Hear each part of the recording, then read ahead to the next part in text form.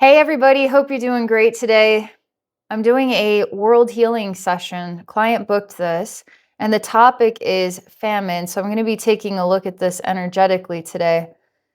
Are you worried that there's going to be scarcity? Are you worried that we're going to reach a point in today's present world, it's very vulnerable times? Is it possible that starvation and famine is coming this year, next year, the next 5 years, 10 years? A lot of people are worried about this actually. It's a good goal to explore, and I can't wait to see what comes up. I always find it very interesting what reflects back. So if you're new to my channel, I'm going to put this thingy on here, read the goals and then dive in. I'll read the goals first before I put the thingy on. Be kind of hard to read with that on. Okay. And so once I put this on, I'm going to enter into an altered energetic state. Basically, everything is energy.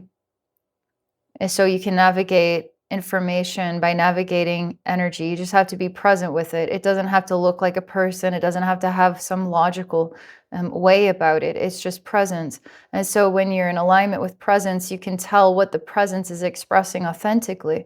And so when I read these goals, it's the coordinates of an infinite universe full of ripples in the pond.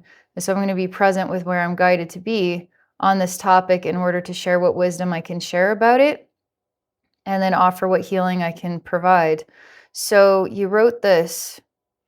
Dear Abbey, I ask that you look into the looming energy of famine that many are sensing and fearing across the world. Please examine whether this crisis is born of natural imbalance. Okay. Or if it is being orchestrated for control and domination. May divine truth reveal the roots of this hunger so that deception, greed, and manipulation can be brought to light. I thought that was interesting. It's not something you think about, that there could be those that hunger, literally the word hunger, for control and domination, and that those who hunger for control and domination could create an opposing effect, which is the starvation of others. That's a really interesting use of language there. May the spirit of abundance be restored to humanity, guiding us to cultivate wisdom, cooperation, and compassion in how we share the resources of the earth. May fear be replaced with faith, and may all who hunger, physically, emotionally, and spiritually, be nourished by God's love and divine provision. That's really beautiful. Okay. Just a moment here, because I'm just really engaging here with what you wrote and really getting connected, and because this is based upon concern for the future, the well-being of our earth, based upon the type of people who could potentially create an unnatural event where there's a great deal of starvation. I'm a little bit disoriented at the moment. I feel like I should just get in the zone, just go for this. Okay. Okay.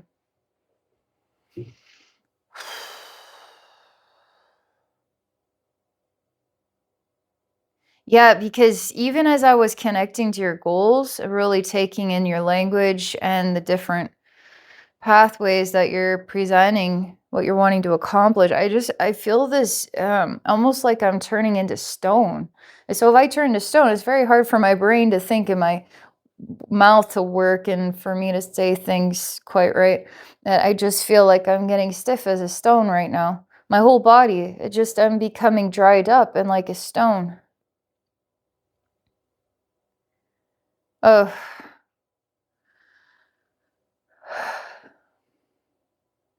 There's more stuff happening. I need a minute. Okay. It's really going to be hard to talk through this. Great deal of grief is hitting me like a baseball bat in the back of my head. And when it hits me on the back of my head, I'm like a baseball, but I go nowhere because I have a head attached to my neck, attached to my shoulders and my body. I just whack I get literally whacked in the back of the head and I fall to a ground, and the ground is just dirt. There's nothing that grows in this ground, it's just dirt. I start to see flashes of, you could say RFK Jr. is what it reminds me of. It's a reflection of those people who speak about the earth and the soils and what helps things grow and what creates a healthy human being based upon healthy foods that they eat. So it's people that have the intelligence to talk on the subject about what creates healthy nourishment. Because I'm starting to see, okay, this screaming sound, there's all different sounds of sirens going off, buzzers, alarms, bells, really loud in my ear. So it's like I'm being squished on all sides by sound right now. Because I'm suddenly being taken into a factory, and I'm delicious, okay? I'm delightfully delicious. And I start to hear all these like slogans and catchy little jingles, and it's like, here's this cereal, or here's this red dye whatevers, and here's this like really great sugar packet that makes a really delicious drink, and here's all this, all this, all this, all this. And so it's interesting because they're already presenting a statement that we are already starving to death. It already has happened. It already is happening. We already are starving. It has to do with nutrient-rich food versus food that doesn't offer enrichment. And so if you're continually eating food that offers no enrichment, what are you putting in your body, and how are you sustaining your life? So is it actually food that you're eating? Imagine you just eat plastic all day. How can you live off of it? I mean, I can't tell you what types of ingredients just aren't realistic to put in your body, because it's not my specialty. But I'm seeing factories that are producing products of foods, not food, products of foods, concepts of foods, concepts of foods. Eat this concept of food, eat this concept of food, eat this concept of food. And then it's just called food. Eat this food, eat this food, eat this food. And some of it's pretty darn tasty. So why wouldn't you eat it? And I just see a human being like a cow. A cow eats the grass, right? But this cow, this human, eats plastic. Literally, just go, they have another like tongue flicker thing. Kind of makes me think of Space Madness when Ren is eating that bar of soap. And it's like his tub is floating in the air. It's Space Madness. And so it's funny, but it's not, right? It's not funny. And I don't know why I desperately need to go back to where I get hit in the back of the head with a baseball bat. I don't know why I need that. It's the energy is guiding me back, and the sensation of the experience is, I need this, I need this, I need this, I need this. Whack, whack. Like I need to get beat down. It's so strange because this bat or this object, it never hits me anywhere else but the back of my head. And it's strange because every time I get hit in the back of the head so hard, I literally fall my face into the dirt, and nothing grows in the soil. Nothing. And it's strange too, because it's like my skull is so strong, it never cracks, it never breaks. But my teeth are breaking out of my mouth. My teeth are falling out of my mouth, and I'm malnourished. I'm malnourished. And I also notice my hair is not growing, and I notice that my fingernails are falling out. I also notice that my eyes are dry all the time. I start to see people like dead stalks of corn, like dried up corn, which is pretty normal. Corn's got to get old and dry before we can get the corn off the cob. At least in Iowa, you'll see that. But I see people like the dried up corn, but this is not what you want. I also see a reflection of what is it? Grant Woods is the painter, the artist. It's a very famous painting. I'm pretty sure the guy's from Iowa too. And with the farmers, the man and the wife standing side by side, and they're kind of old and boring looking, right? Yeah, it's a very famous picture. But I see their faces are really sunken in. I see their teeth are falling out of their face. I see their hair is falling out. I see them in decay. I see people as rotted out as the very farms that grow rotted out food. This is a serious, serious issue. It's already happening, they say. It's already happened. It's already happening. It happened the moment that they started replacing food with unnatural food. We were already in the domino effect when that happened. Whenever that started, we were already in the domino effect of the place that we're in right now. So yes, this is going to happen. So the question naturally is, how do we stop it? Okay, I have to continue to walk the path of the great evil right now, because it's the great evil that would absorb all the well-being that helps to create healthy human beings. Why don't we feed oil to our babies? It's like, why don't we feed our babies a weed killer?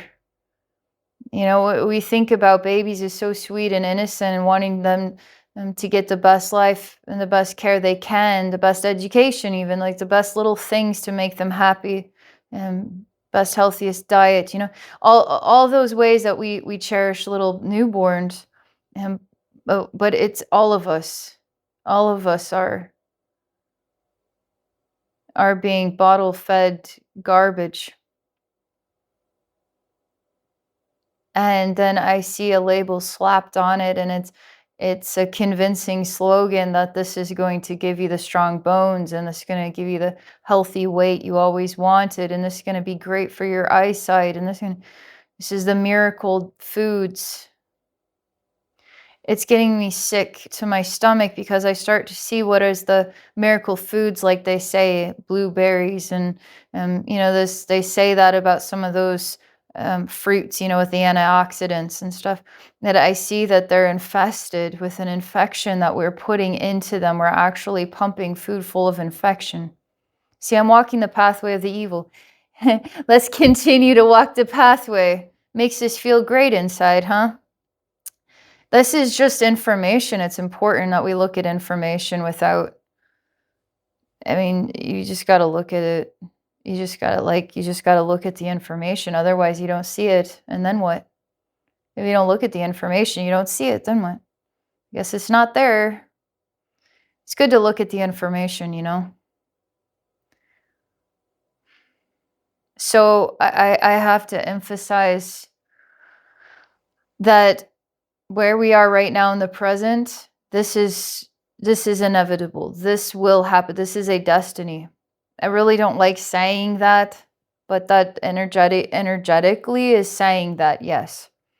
And I don't know if it's 50 years, 100 years, 2,000 years. I should hope in 2,000 years we'd start eating food again. But maybe we'll never get back to eating food, not even in 2,000 years. Maybe even in 2,000 years, we'll still be trying to figure out what the perfect diet is, what the perfect food, the perfect, I don't know, facial features and outfits are. Maybe we still won't have it figured out by then.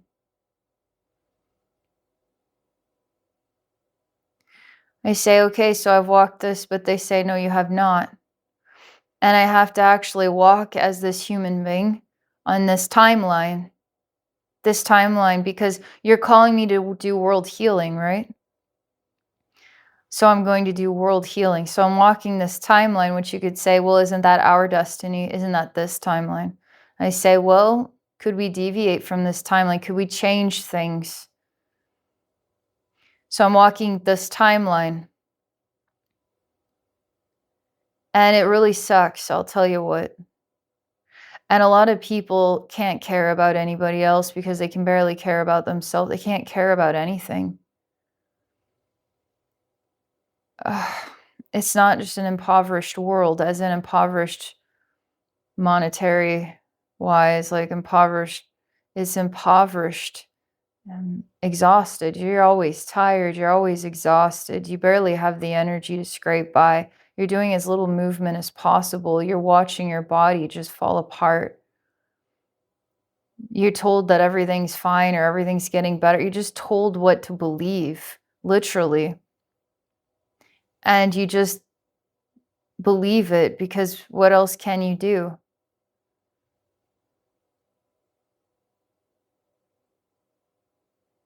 I want to look for happy moments in a time like this because there's got to be happy moments. It's pretty sad because even cancers are rising. I see more children are dying than are capable of being born, and many people are losing the ability to have children. It's almost like the world is poisoned with radiation because you couldn't say that the entire globe is experiencing this, is it? The entire globe? Every single place? Even Antarctica? Are we sure?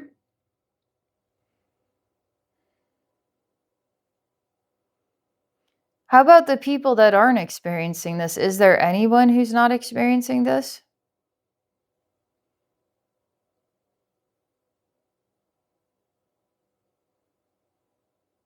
Oh, this is disgusting. There's no answer to these questions. What happens is I'm literally sitting on a chair like I am right now. I'm sitting on a chair and there's a desk in front of me and there's also kind of like a wall of glass and there's a man on the other side of the glass. And I see that I'm in a contained space, like I'm basically in a community that is built, contained, like a container, like a Tupperware container for people. And I'm put inside of this container. And I'm basically just defined as I'm in quarantine. And there's people that live outside of the containers and people that live inside of the containers. And that the people that live inside of the containers are given their bare minimum needs. And they're all contained, kind of like dogs in a kennel, but they don't think like that. They don't see this as they're a dog in the kennel. They see this as for their own good, for their safety. I see great parts of the world. It doesn't really matter about the whole world because what matters is the people that have been convinced this is the way. And a lot of people are convinced that this is the way. And where are these people located? They're not showing me the whole world, but they're showing me the world. It feels like the whole world. I think about North Korea because what is the whole world to those people? To me, it's not the whole world what they're going through. That is just their world. It's not my world, it's their world. But to them, that could be the whole world. This is going to be worse than just starving to death because you'll have food to eat, but it won't be food. It's strange because in a world where there is a new idea about control, and it is a technological pathway. It is the pathway of human beings who shake each other's hands, and then these alternatives who do a great deal of work, and then all these remainders that are in these quarantine spaces, these Tupperware containers that are living out their days rotting away, being told that whatever story they're being told.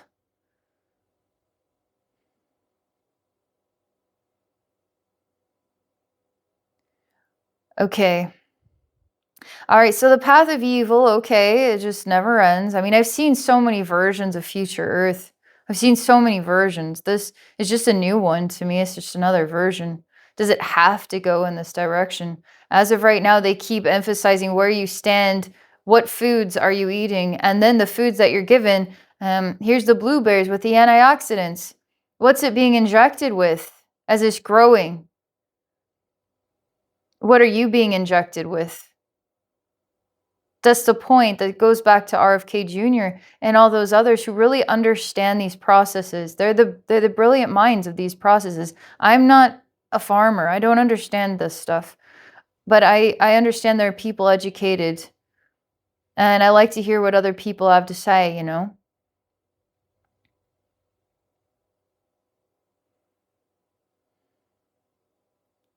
That's where I am still working on solving this predicament. I'm still working on shifting this pathway. What is the solution to shifting this pathway? Because it's already infiltrated our food. It's already like we're decades into this now.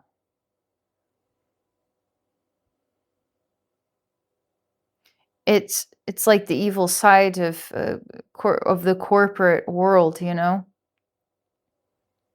How do we make more money? How do we you know, trim this edge and Yeah, how do we make more money by cutting corners? But they're okay. It's okay to cut this corner, that corner.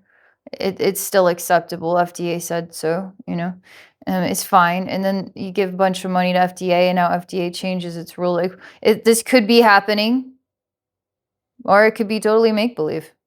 But I see that the vision for me versus them, give them what they want, cut corners, here's more money. It's greed that then it's greed, it's hunger for money that then starves the world.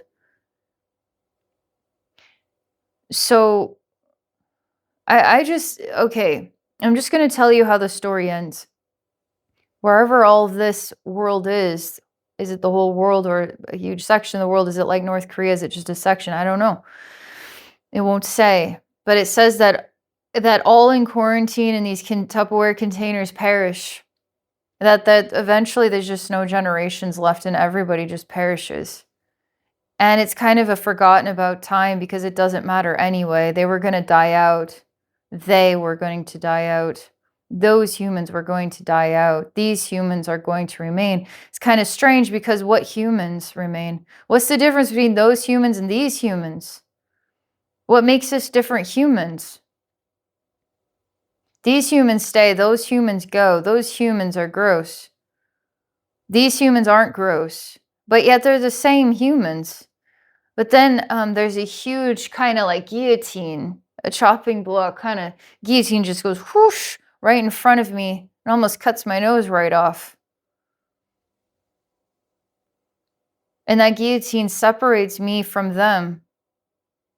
It's really decided who's them and who's we or us or others or whatever. It reminds me of high school, like these friends groups, those friends groups. Nobody really wants to intermingle. Maybe a little bit, but for the most part, us, them, those, they, it's just really selfish. It's really, really childish. I still can't get out of this yet. I can't tell you the resolution yet. I can't get out of this yet. I just see more layers of trampling down on my efforts.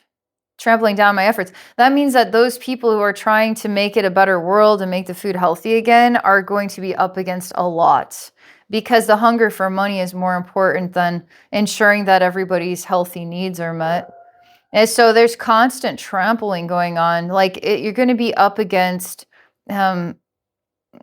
just the hunger for money. I mean, there's a thing, there's a thing. Not everybody's like that who's wealthy, but some people are definitely like that.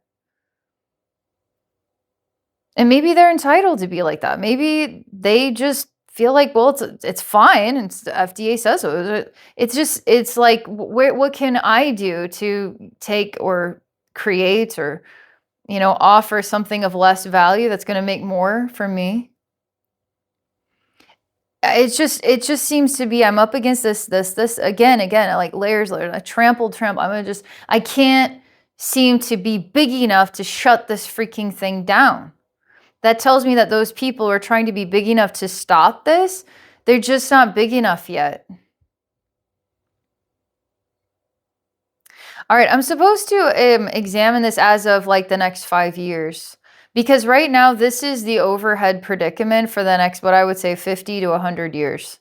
That's what this is saying. This is our long-term goal. We've been working our way there without realizing it. We're just blind to caring about the well-being of ourselves and others, as though like others, like those humans and then these humans, like we're all kind of the same humans. And maybe everybody should be able to have healthy food to eat. Like that would be a nice thing, because if your baby was being fed oil versus their baby was being fed oil, well, it's their baby, that's fine. But my baby's gonna get the best. It's just kind of childish, But what's the next 5 years? Because there's something here like, is famine going to happen tomorrow? Is famine going to be an orchestrated event? Like, is there going to be some kind of corruption in the ability to deliver foods? Maybe there's going to be another pandemic is really perhaps the question, because Another pandemic would definitely stop the food chain. You know, it would definitely put a wedge into things, as an idea for how you could get the job done. But let's just see if this is real or not. It's basically saying we're already on our way there. We were on our way there. We're in a domino effect. Like there's a destiny already that's been built. And it's not going to be easy to grow bigger than the very problem that has to be squished out, snuffed out in order to deviate from this path. So what they're already saying, it's not about how do you prepare for it. They're just saying this. So, oh, there's a lot more to investigate here. This is definitely, I would definitely say this is I feel like we're at the nucleus of a lot more branches of a tree, of areas to evaluate, areas to look at. It's kind of like this is such a broad topic in some way. So are we talking about famine in the United States? Are we talking about famine in China? Are we talking about famine, global famine? 7 billion people, 8 billion people, all starving to death. Famine in Antarctica, famine in outer space. So it's kind of like, so we could really narrow this down because it's kind of a super broad topic. But I can tell it's like a tree in and of itself that has many branches and different pathways we could explore to really understand this and to actually to make a difference here to ensure that the goal is met.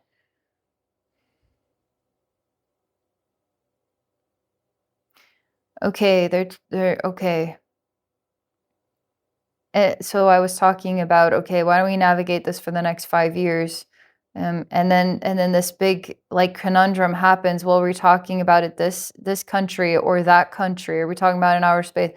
So it's like, okay, well, we're talking about the globe, like the world. And all of a sudden, it's almost like my ears are bleeding with all these like alarms going off about the real problems of the world is like the carbon footprint and the climate change is going to be the end of us. All the while we're just poisoning the world. And when are we going to stop? And the microplastics and the this and the that. It's like like there's so many problems in the world. There's just so many freaking problems. And now it's like it is like drought. I'm pretty sure I heard something about the UK and they're trying to prepare for drought and you're going to have to be careful how much water you're using and it rains a lot in the UK and maybe that's just hearsay. Maybe that's real. But you hear stuff like this and you can believe it. And the fact that you could believe it says there's something wrong with the world today because the world just does not have any faith or any trust in its leaders at all. There's a great divide between the hearts of the people and the hearts of the leaders. There's a great divide. And the leaders are also the big corporations. They're leaders of our world. They're offering a product to enrich the lives of the many. And then they make a lot of money off of that. So if you offer a good product, a really honest product, you're creating a better world. And this is starting to be heard now. This is starting to be heard now because I'm starting to understand what I can do to help, okay? Because I'm starting to understand the guillotine and the divide. Those humans, these humans. These humans we're different than those humans. You know, put those humans in the quarantine Tupperware containers. We're going to hang together with our robots and we're going to just have the healthiest food. We don't need those weird people anyway. We'll start our new human race. You know, whatever weird stuff you're going to come across when you look at possible human futures. And it's hard to understand the bigger picture. And so there's a divide right now. Because we need to be working together. The big, you could call them business monsters, but they don't have to be bad monsters, but they're just big, right? They're just monstrously big business owners. And there's a lot of opportunity to say, okay, how can I make my business like energetically bright for the well-being of humanity versus how can I make my business convenient for the well-being of more money because I just want it. Well, that's like, welcome to the human race. What do you want today? I want more money, you know? Oh, I want to offer a really genuine product here that's going to actually benefit people and make money and be good for the environment. Like you can see it on many different levels, but you have to be genuine about it. It's got to be heart-centered. But we can't create the divide like those people and you know, those people. No, we got to be a part of this world as one family, no matter where we're at in the structure of wealth or poverty. There really needs to be a development of belief systems of caring or trust in our leaders again, because there's a huge divide in how people feel heard by leadership and where leadership is taking each and every country. And I'm starting to understand that the voice of famine is layered, okay? As we've witnessed so far, the voice of famine is layered. This is the positive note. This is the very positive note.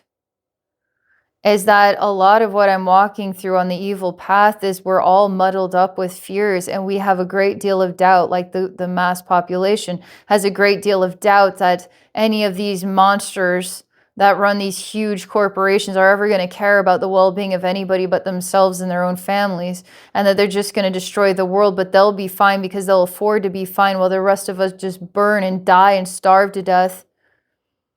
If that's a genuine consensus, if that's a statistical truth, that's the one place to start to make it a better world, to start to heal this.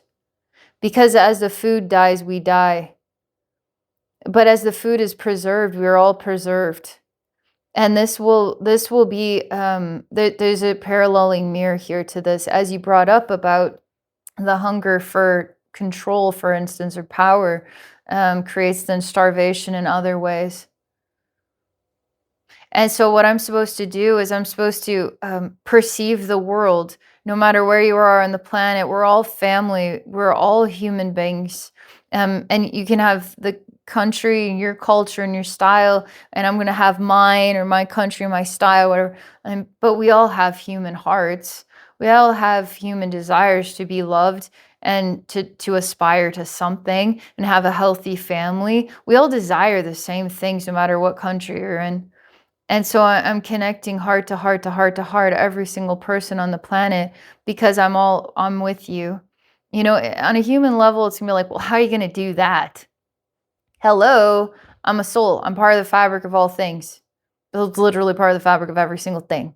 That's how I can even do this. You can do this too. You're part of the fabric of every single thing. There's no separation. You're literally, every single person on the planet is right here.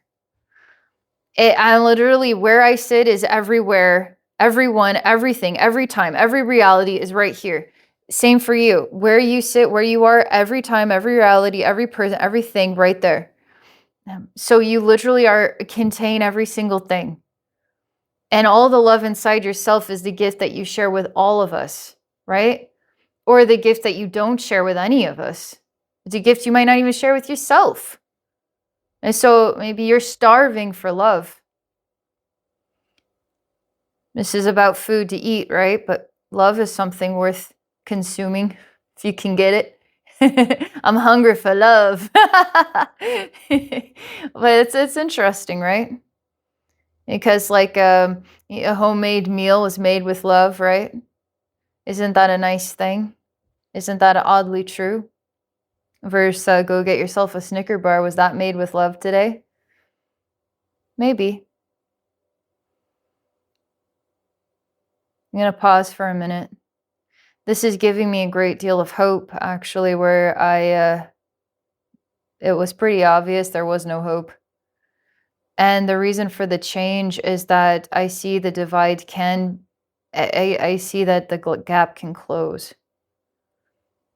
And I see the gap can close because we remember that each other, we're all human beings. There's not those people and then them and then us. There's all of us working together. And I'm starting to see that more people are opening their eyes to taking notice of it. And that no, it's like, the Trolls movie when the like no troll left behind? It's like no human left behind. And what it is about is that there is a caring for a certain standard as like an ethical thing to do. Is that there's a certain standard of quality of food that we all are worthy of having access to, and that everybody is worthy of eating a certain volume of food too. It's odd. It's this is taking me into an entire different viewpoint of what reality could look like as well. And I don't know if these are other realities that have played out, or if it's possible this could play out here in this one. This is quite a controlled society. It's basically everybody works to basically provide for each other's well-being, and they're all the basic needs. So I see people, entire communities built around farming and cooking. It's like communities where everybody, like the old way. Here's a community where we have people that go hunt, and then people farm, and then people, weave the wicker baskets. I see whole communities like this, but it seems more um, kind of futuristic. Like there's buildings you can go into to go to your work, your task, but it's very, um, it's kind of like a modern feel to an old way of doing things. But everybody eats a bowl of rice. Everybody has one apple for lunch with their rice. Plus, they all have a small portion of meat and some mushrooms and onions. And then everybody has one glass of milk, and it's all 100% measured out. And everybody gets exactly the same. Exactly. Exactly the same food and portion for breakfast, for lunch, and for dinner. That's what it's like. And everybody basically wears a uniform, and so there's no unique clothing. I see this one as well. This is pretty interesting because it's so black and white. It's like a human world, but it's a very robotic human world. There's no creative ventures here. Everything is cut and dry. Not sure how that would sustain itself, because I feel the human spirit is creative, and there would be, I feel like it's hard to just contain people into a robotic nature. But I see this as well. And I don't know if this is an actual reality or it's kind of an energetic viewpoint, and that we need to start working together and focusing on the needs is more important than the material things. Like, I have this cool sweatshirt verse. You have that really dumb shirt you're wearing right there, and whoa, that's a sweet dress. I wish I could look that good in that dress, or whatever. Like these material focuses that distract us from really what matters most, the cold, hard, boring truth that we all need to work together in order to have what really matters in life, which is food and each other. I mean, we literally have to have clean air, food, and we have to have some level of companionship, because it doesn't seem to me that human beings can survive without a friend or someone to talk to. There's like basic needs met, food with real nutrients, people with real nutrients, you know? Still, there's a lot of effort to be made here on this topic about famine, because the fact that it starts to play out all these different viewpoints, timelines, versions of itself, separations and divisions, people who seek this lifestyle, that lifestyle, people not trusting each other at different levels of society. Like there's so much opportunity. It seems to be like a nucleus to a huge kind of breaking point. And it could go then, it tells me it could go in different directions, but we're really going to have to close the gap with our heart and start sharing the ground with each other and saying, you matter, and you matter, and you matter, and we all matter. And let's start putting the light into what we're creating and what we're giving back.